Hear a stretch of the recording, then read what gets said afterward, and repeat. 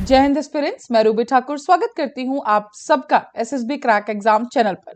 तो आज मैं आपसे आई हूं बात करने एक नए टॉपिक पर, और आज का जो टॉपिक है that is operation prosperity guardian.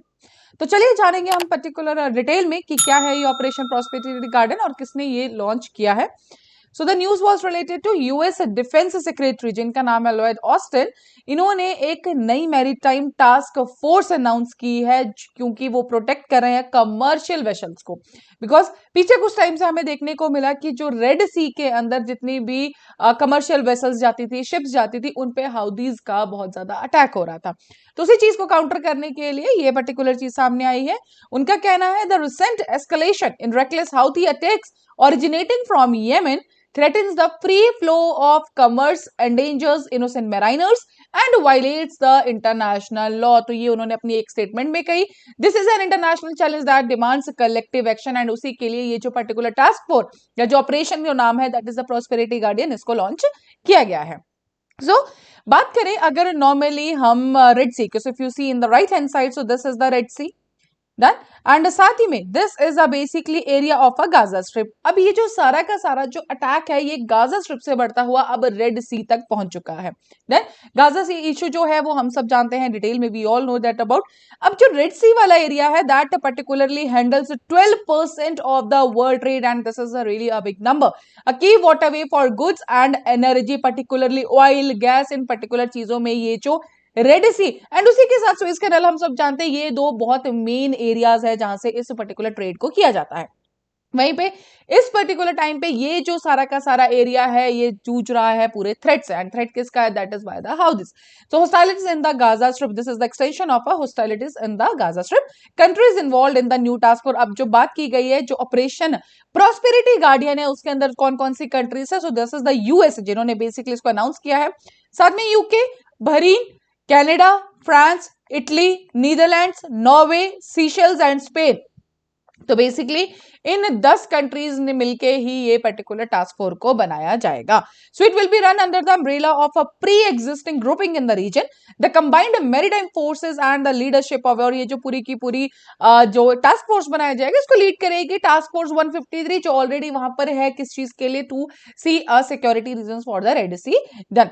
अगर आप नीचे देखेंगे तो यहाँ पे कुछ चीजें मेंशन भी है, that is the HMS diamond, 3 US destroyers, French destroyer. तो ये सब मिलकर अब इस पर्टिकुलर चीज पे काम करेंगे। US says the Houthis also are acting as a proxies of Iran, and this is really, जो उन्होंने कहा है कि they are acting as a proxies of Iran.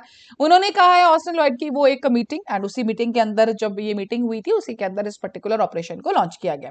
They are also talking the Gulf allies, ताकि ये जो क्या पे जो रेड सी में चल रहा है उसके लिए एक मिलिट्री एक्शन लिया जाए, और ये जो हाउदीज इस समय हर एक वेसल पे जो अटैक कर रहे हैं उसको काउंटर किया जाए।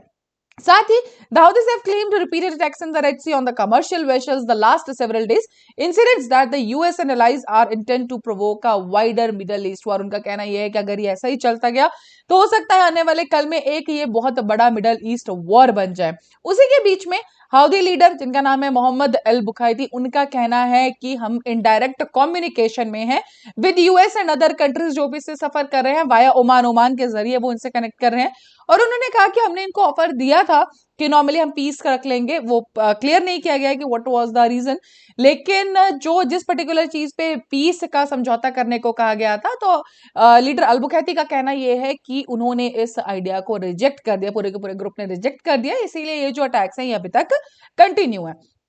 अब इसका जो बेसिक अगर हम देखें इसका जो इफेक्ट देखने को मिल रहा है, ऑयल प्राइसेस का जो सबसे बड़ी चीज है that is after BP PLC said it's pausing all shipments through the Red Sea and the Norwegian energy company Equinor ASA said it's diverting vessels away from this region, and इसी की वजह से हमें ऑयल प्राइसेस में rise देखने को मिल रहा है उन पर्टिकुलर एरिया में। इवन बात करें Brent crude future rose as much as 3.9% in London trading, ये पर्टिकुलर इतना हाई इंक्रीज बात की जा रही है।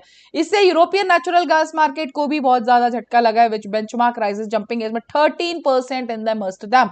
Liquefied natural gas tankers often travel between the Middle East and Europe via the Red Sea and the Suez Canal।